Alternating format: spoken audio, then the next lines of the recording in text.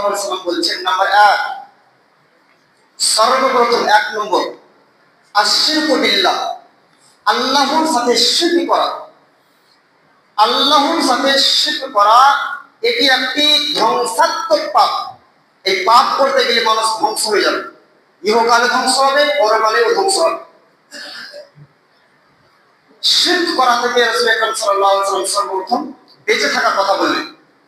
সুতরাং শিরক থেকে আমাদের বেঁচে থাকতে হবে। আর আপনারা জানেন যে পৃথিবীর বুকে যত গুনাহ রয়েছে, যত পাপ রয়েছে, তার মধ্যে সর্বপ্রথম সবচাইতে বড় পাপ হচ্ছে শিরক, আল্লাহর সাথে কাউকে শরীক করা। পৃথিবীতে শিরকের চেয়ে জঘন্য, শিরকের চেয়ে নিকৃষ্ট, ঘৃণিত আসমানের নিচে এবং জমিনের উপরে দ্বিতীয় কোনো অপরাধ নেই। সবচাইতে বড় পাপ হচ্ছে শিরক, আল্লাহর সাথে শিরক করা। আচ্ছা, শিরক কি? সহজ ভাষায় আপনারা বুঝেন যে আল্লাহ সুবহানাহু ওয়া তাআলার ইবাদতের পাশাপাশি অন্য কারো ইবাদত করা, এটা হচ্ছে শিরক। যেমন ইবাদত করতে হবে একমাত্র আল্লাহ সুবহানাহু ওয়া তাআলা, কিন্তু কোন ব্যক্তি যদি, কোন মুসলিম যদি আল্লাহর ইবাদতের পাশাপাশি অন্য কারো ইবাদত করে, তাহলে সে শিরক করবে। দোয়া করতে হবে একমাত্র আল্লাহ সুবহানাহু ওয়া তাআলার নিকট, দোয়া একটি ইবাদত। আর দোয়া ফিল ইবাদা, দোয়া একটি ইবাদত, একমাত্র আল্লাহ সুবহানাহু ওয়া তাআলার নিকট দোয়া করতে হবে। কিন্তু কেউ যদি আল্লাহ ব্যতীত অন্য কারো নিকট দোয়া করে, যেমন আজকাল অনেক কবর পূজারীরা, মাজার পূজারীরা কবরের নিকট দোয়া করে থাকে, মাজারের নিকট দোয়া করে, মাজার গিয়ে দোয়া করে থাকে, সন্তান চেয়ে থাকে, কল্যাণ কামনা করে আল্লাহ ব্যতীত অন্যের নিকট, এইগুলো শিরক। সাজদা করতে হবে একমাত্র আল্লাহ সুবহানাহু ওয়া তাআলাকে, এটা আল্লাহর হক। কিন্তু কোন মুসলিম যদি আল্লাহকে সাজদা করার পাশাপাশি অন্য কাউকে সাজদা করে, কবরকে সাজদা করে, মৃত ব্যক্তিকে সাজদা করে, মাজারে গিয়ে সাজদা করে, অথবা কোনো গাছ, কোনো পাথরকে যদি সাজদা করে, তাহলে সেটা হবে শিরক। আর শিরক হচ্ছে পৃথিবীর মধ্যে সবচাইতে বড় ইবাদত, বড় গুনাহ, সবচাইতে বড় পাপ। আর এই জন্যই রাসূল আকরাম সাল্লাল্লাহু আলাইহি ওয়াসাল্লাম শিরক থেকে বেঁচে থাকার কথা বললেন, যে তোমরা শিরক থেকে বেঁচে থাকো, এটি ধ্বংসাত্মক একটি পাপ। সুতরাং এই শিরক থেকে আমাদের বেঁচে থাকতে হবে। আর আপনারা জানেন যে শিরক একটি ভয়ঙ্কর বিষয়। আগে আপনাদেরকে এ মর্মে আলোচনা করেছি, আপনারা শুনেছেন।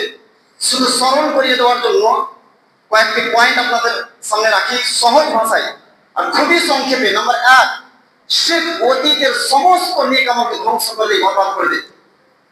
যদি আপনি শিরক করেন মুসলিম হয়ে, তাহলে যত আপনি নেকি কাজ করুন না কেন, নামাজ, রোজা, হজ, যাকাত, আর আল্লাহ সুবহানাহু ওয়া তাআলার কাছে লক্ষ লক্ষ টাকা দান করুন না কেন, যতই নেকি করুন না কেন, আল্লাহ সুবহানাহু ওয়া তাআলা আপনার নেকি দেখবেন না। আল্লাহ দেখবেন না যে আপনি কত নেকি করেছেন, আপনি কতটা পরহেজগার, আপনি কতটা ঈমানদার, কোনো কিছু দেখবেন না। যদি শিরক করেন, সমস্ত নেক আমল আল্লাহ সুবহানাহু ওয়া তাআলা বাতিল করবেন, বরবাদ করে দেবেন, সমস্ত নেক আমল ধ্বংস হয়ে যাবে, আপনার কোনো আমল কাজে আসবে না।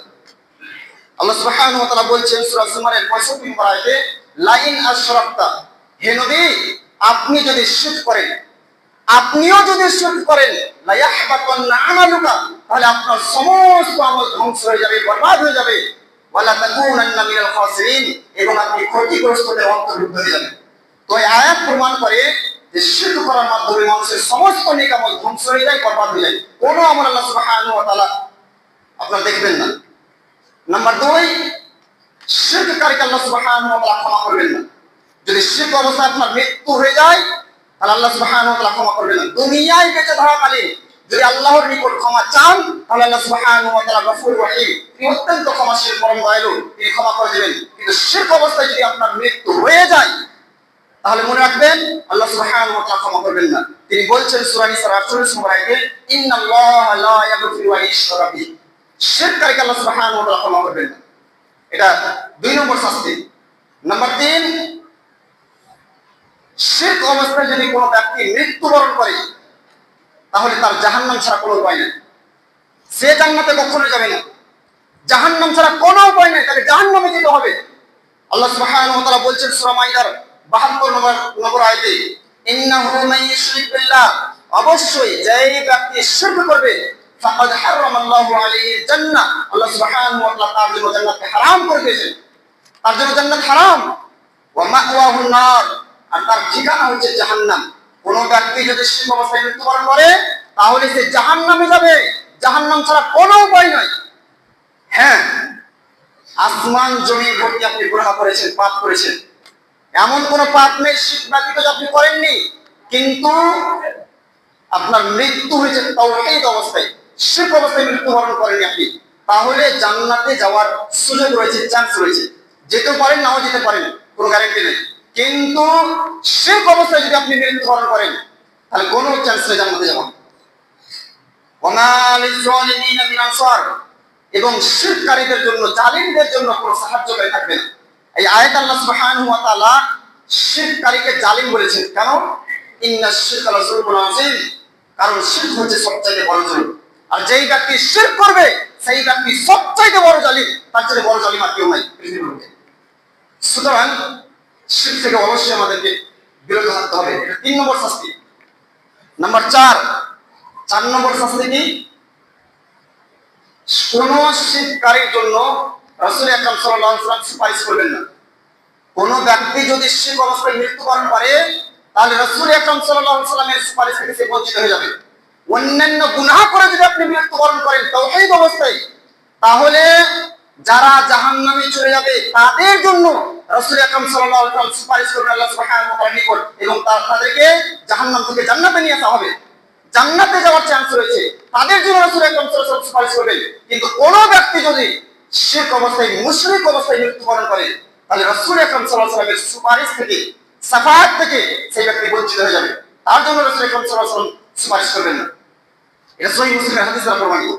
আর নাম্বার 5, কোন ব্যক্তি যদি শিরক অবস্থায় মৃত্যুবরণ করে তাহলে দুনিয়াতে তার শাস্তি হচ্ছে যে তার জন্য মাগফিরাতের দোয়া পর্যন্ত করা যাবে। আল্লাহু আকবার। বাপ মারা গেছে, সারা জীবন নেকির কাজ করলো, এক গ্রামে থাকলাম, সবকিছু করলাম, নিজের বাপ, নিজের চাচা, নিজের ভাই বোন, যে কেউ হোক না কেন, কিন্তু যখন মৃত্যুবরণ করেছে শিরক অবস্থায়, মুশরিক অবস্থায় মৃত্যুবরণ করেছে, তার জন্য এতটুকু বলতে পারবেন না যে হে আল্লাহ তার জীবনের গুনাহগুলোকে ক্ষমা করে দাও। আল্লাহু আকবার। কত ভয়ঙ্কর একটা বিষয় শিরক। তার জন্য আপনি মাগফিরাতের দোয়া করতে পারবেন না, তাকে ক্ষমা করে দাও এই ভাষা পর্যন্ত মুখে উচ্চারণ করতে পারবেন না যদি শিরক অবস্থায় মৃত্যুবরণ করে। আল্লাহ আমাদের হেফাজত করুক, বলি আল্লাহুম্মা আমিন।